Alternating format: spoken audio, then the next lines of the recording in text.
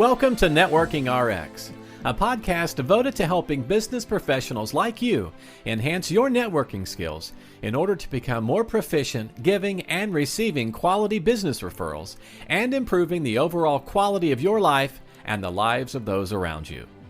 The Networking RX podcast is a production of AmSpirit Business Connections, an organization whose mission is to empower business success through networking.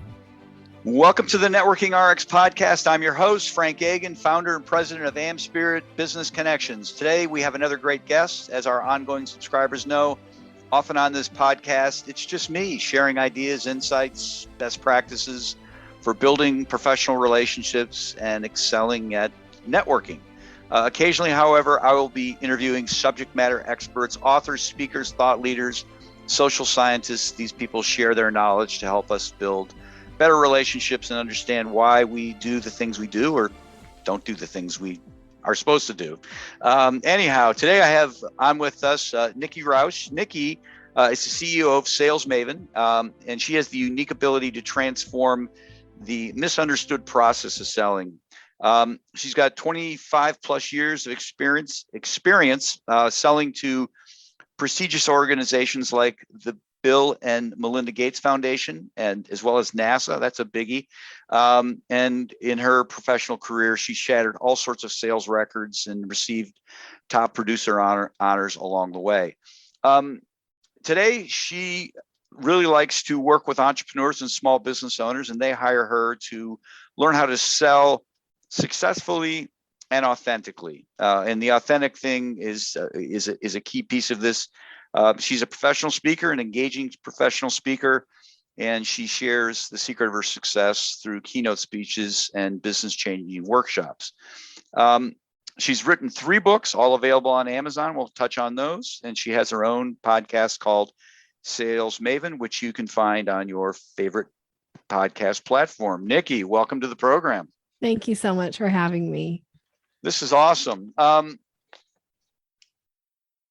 You're in Boise. You were in Seattle for a number of years. Yeah. And I assume that's where you got the opportunity to work with Bill and Melinda Gates. Maybe not directly. I don't know.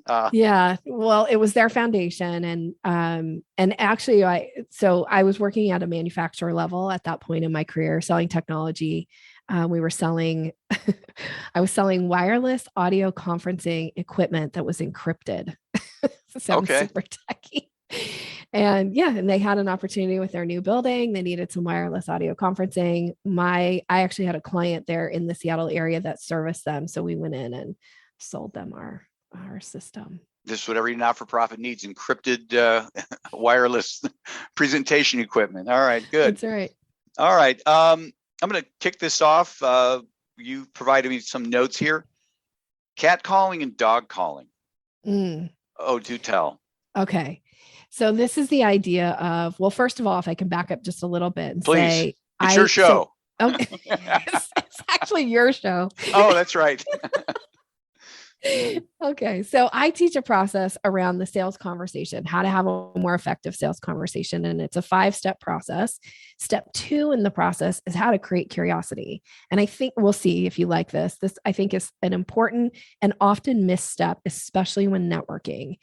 And so I teach the difference between when you're creating curiosity, it's kind of like the difference between how you call a dog versus how you call a cat, which I know kind of makes me sound like a whack job. So hold on here and we'll see if That's you're okay. Like, I don't know, maybe she is a whack job.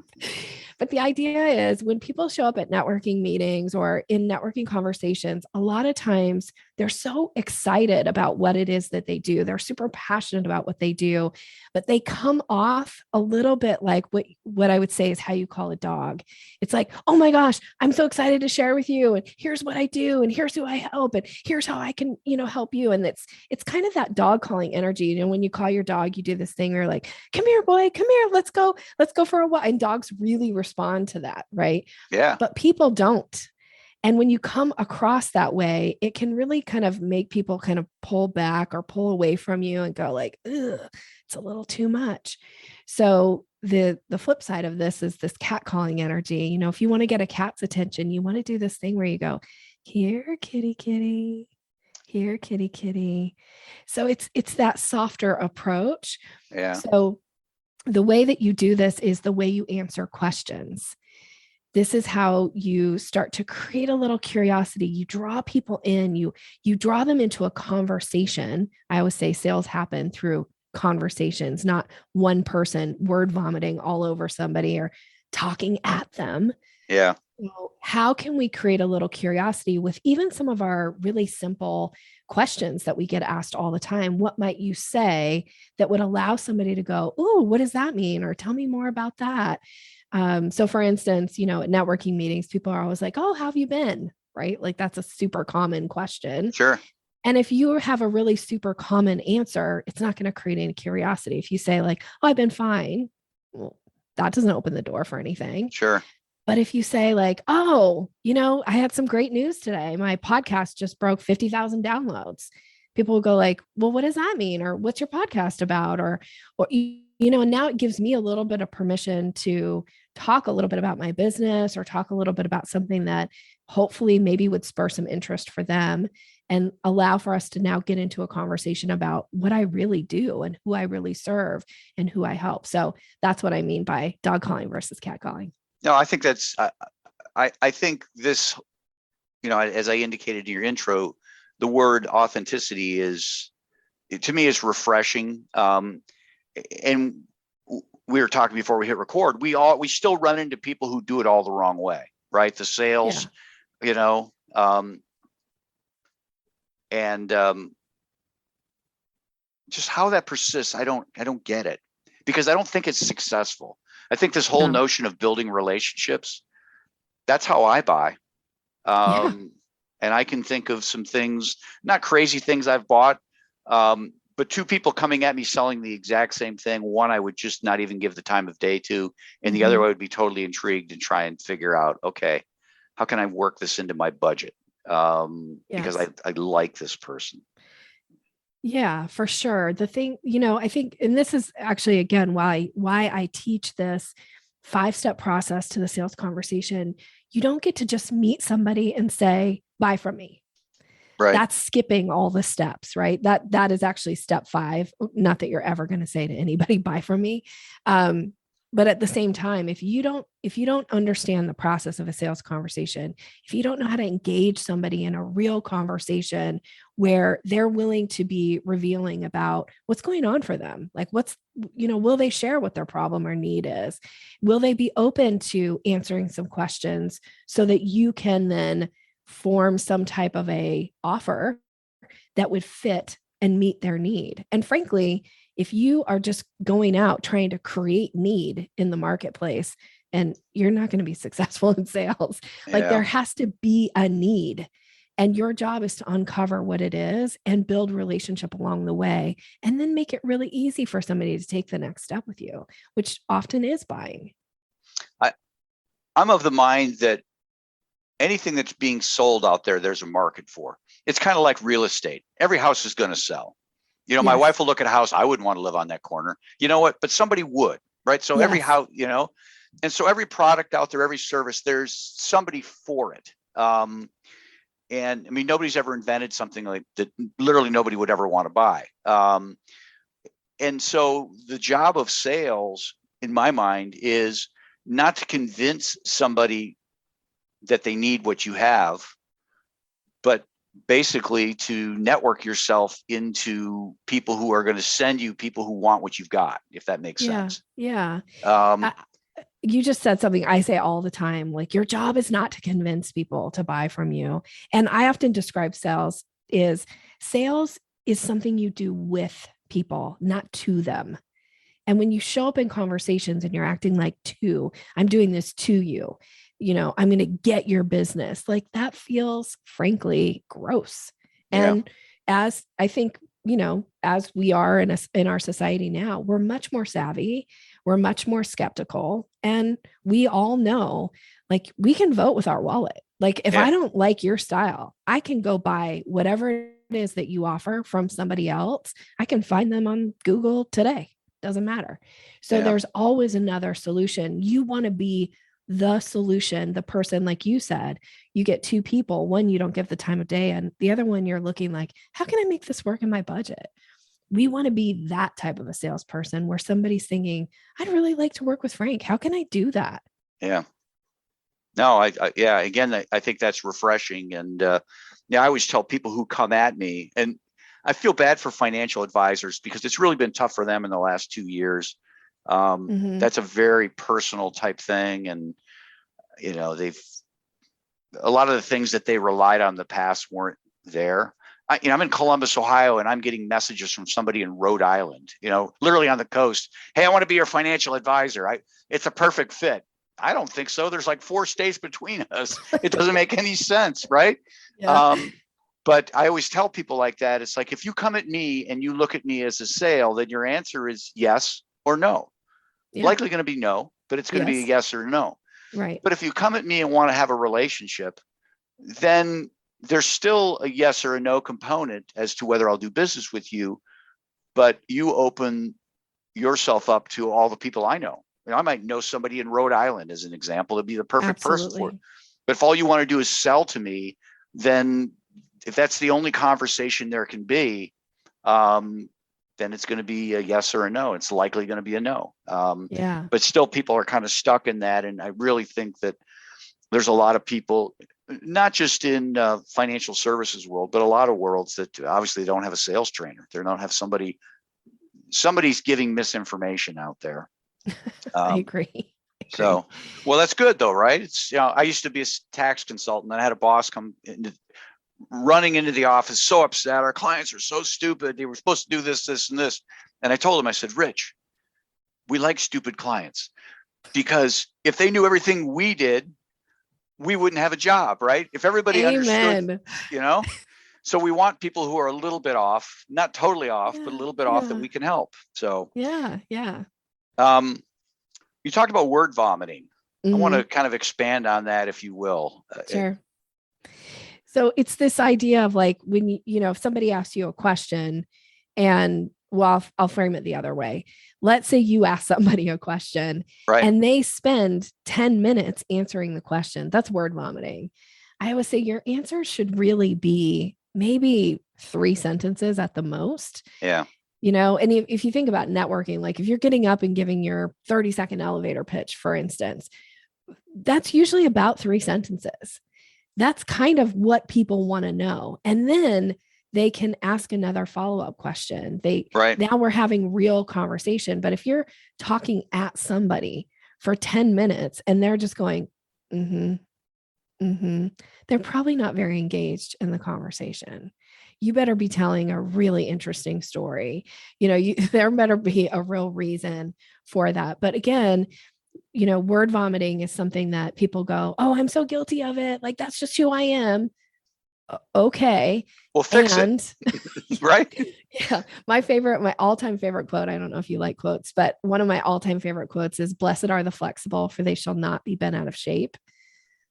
I don't know if you've heard that one, but I have not. No. Who said it? I don't actually. I have researched to try to find who said it, and it's always you've said it in my world. Okay.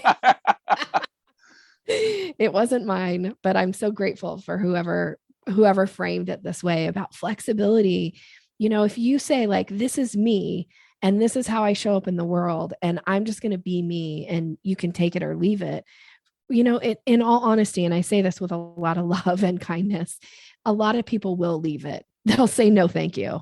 Yeah. But if you can show up and just add a little flexibility to your behavior, if you're a natural word vomiter, if you can learn how to just pare it back a little bit, people will stay in conversation with you longer. Yeah. This is how relationships are built. It has to be back and forth.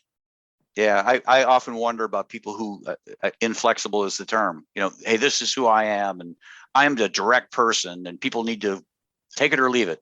Yeah. Buy, right? They'll leave it. Most people are going to buy. And then they're indignant about it. I can't believe it. They just don't accept me for who I am. Well, they don't need that kind of direct behavior, whatever it might be. Yeah. Interesting. Very interesting. Can we, I guess, touch on I don't want to give, buy her books. You can ask me anything. I'm happy. Well, I want to touch on the 5 steps. Okay. Yeah. Okay. So the 5 steps, just enough to intrigue people, right? All right. Yeah, there will always be a deeper dive. So the 5 Okay. steps, and I do have a book that really outlines the 5 steps. It's called The Selling Staircase because that's the framework that I use. So step 1 is introduction, and the objective of step 1 is to make a powerful first impression. So whether that's you're showing up at a networking event or whether that's on your website or in the copy that you send out in your emails, right? So powerful first impression. Step 2 is create curiosity. This is, by the way, the most missed step in the sales process. Most people go like, I don't need to create curiosity. I'm just going to, word vomit and sell. Right. No. So step 2, curiosity. Step 3 is discovery. Some people will refer to this as that consultation conversation. Find out what's the problem, what's the need, what's the want. And I'll just share the number one mistake in a discovery process is most people will ask questions they don't need the answers to until the person hires them. And that's a huge mistake because it's priceless time with somebody.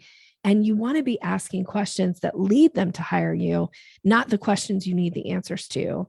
And you gave an example earlier about financial planners. I've worked with quite a few financial planners in my sales career and teaching. And one of the things that I often find is they'll ask people really personal information in that discovery. And it's like, you don't actually need that information until they agree that you can be their financial planner. Yeah. Then you can ask for this really personal information. Let's ask questions that plant seeds that let this person know, oh, this person knows how to do something that I'm interested in doing, or they can help me with my finances in a way that maybe I hadn't thought about, whatever that is. So that's step 3. Step 4 is the proposal.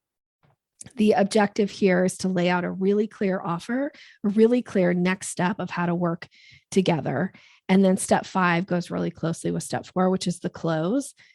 This is the second most missed step because most people will lay out their offer and then they kind of leave it there.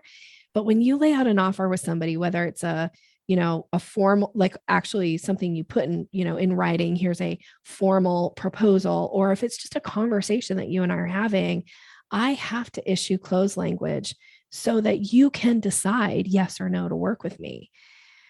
Now, I don't ever even put a proposal in front of somebody or an offer in front of somebody without having permission to do so. So I would say if we're in the discovery process and you say, I get a sense like I would say, hey, Frank, I see some ways we might work together. Would you be interested in hearing more about that? That's me asking permission. You give me a yes. Right. And I'm going to say, here's what I would suggest. Here's how we could work together. And then I'm going to issue a closed statement. I'm going to say, is that something you'd like to move forward with? And then I'm going to wait. And I'm actually going to let you answer that question. Now, is there a degree of follow-up as well? Because sometimes, I don't know what it is. I'm out in Boise. I call it the Midwest no, right? Well, let me think about it. Yeah. They're just too polite. I love that. Yes. So I love that. I want to think about it. In New York, everything's, there's an expletive no, right? Leave me alone. So they're so direct, but in the Midwest, It's like, oh my gosh, just tell me no, Yeah. Well, okay. So if somebody says to me, I need to think about it, there might be a couple things I'm going to do, but here's the one thing I'm definitely going to do. I'm going to say, great. About how much time do you think you'll need? Let's schedule a circle back call now on our calendars. That way I can answer any additional questions that come up for you. And then we'll talk about next steps for working together. And then I get a time scheduled on my calendar with them and I get it on their calendar. And then what happens is they either think about it before our call and go, hey, Nikki, go kick rocks. I don't want to hire you. Right. Or they get on the call with me. I answer a question or two. I issue another closed language and they become a client. I don't ever spend time going like, should I call them today or should I send them an email or has it been enough time? Should I follow up today? It's like, no, you're either on my calendar and we're continuing the conversation. Or if they say, I need to think about it, I offer to do a circle back and they say, don't call me, I'll call you. I bless and release in the kindest way, say, great, I'd love to work with you when you're ready. You're welcome to reach out to me at any point. And I'm moving on. Do you keep them in some sort of drip campaign? Well, for me, if they're on my email list, they're going to get offers regularly. I make offers to my list regularly. But there are people who are not on my list who listen to my podcast. And, I just had a client who I haven't worked with her in, I don't know, 3 years. She just came back the other day and was like, hey, I'm ready for a whole new like sales program with you because I'm working on some new stuff in my business. Great. And, I haven't really heard a thing from her in 3 years. Now she's been on my email list. Actually, I haven't even checked to see. She might have even unsubscribed, but she knows I'm here when she's ready, and she knows like, you can reach out to me. I'm happy to hear from you, but I'm not going to chase you down. I actually do not believe in chasing clients. I'm pretty adamant about, you chase a client, they turn into a toddler. Yeah. If you say to a toddler, like, hey, I'm going to chase you, they don't even know what the game is and they're off and running. Right. So I think if you act like you're going to chase clients, they'll run. What I tend to do is like you, I love the term bless and release. I would rather that it's no, but I'll just say, okay, who do you know? Is there, what I'm doing? Maybe not you, maybe somebody. And try to continue to add value to them, knowing that I've invested some time in getting them to understand what I'm about, that eventually something comes from this. And it doesn't work out every time, but it works out enough. I've got a couple great franchisees up in the Chicago area, and it was just me just following up. I knew it wasn't going anywhere. Hey, who do you know? And boom, there was somebody that they knew. So I love that. I love that approach for you. I love that approach for somebody who, just because somebody says no to me doesn't mean like you're dead to me. I never want to talk to you again, because sometimes no is just a not yet. Yeah. And sometimes a no for them, like you say, it doesn't mean that they wouldn't refer you to somebody else. If you're building strong relationships and they enjoy their conversations with you and they feel respected and, by you and the way that you treat them, like some of my best referrals have come from people who've never hired me for anything, but they're like, hey, you need a sales coach. Here's who I recommend. And then that person, that whatever that trust they have with that person, I get to ride the coattails when that person shows up in my life to work with me. So I think that's important. Let's switch gears here. I wanted to talk a little bit about your business, your practice, types of clients you're looking for. You had mentioned before that you had a giveaway, a book that people could download. Yes. So I want to get all that out, and then how they can get a hold of you. And this is, you've earned your moment. No, go ahead. No, but seriously, people are listening, and someone might reach out. Who knows? So yeah, I hope so. Yeah, if there's somebody listening and they're like, I could really use an approach to sales, some structure around this, and get more comfortable with it, I would love to be of service. And the best way for us to connect is through a free book that I'm going to offer. It's an ebook called Closing the Sale. It's all about boosting confidence in those conversations. You can get it by going to Your Sales Maven, and Maven is maven.com/RX. So this is for your listeners, yoursalesmaven.com/RX. And we'll be connected. And I work with clients in 3 main ways. I do private coaching with one-on-one.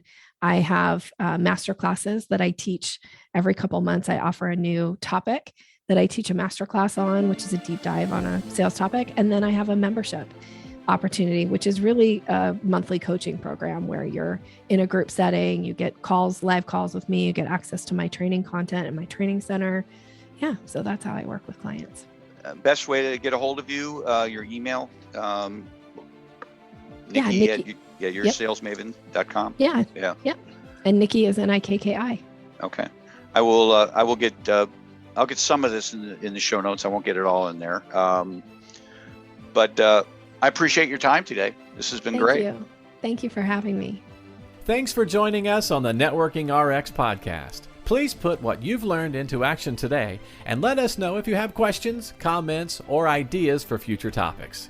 You can email them to us at podcast@amspirit.com. That's AMSPIRIT.com.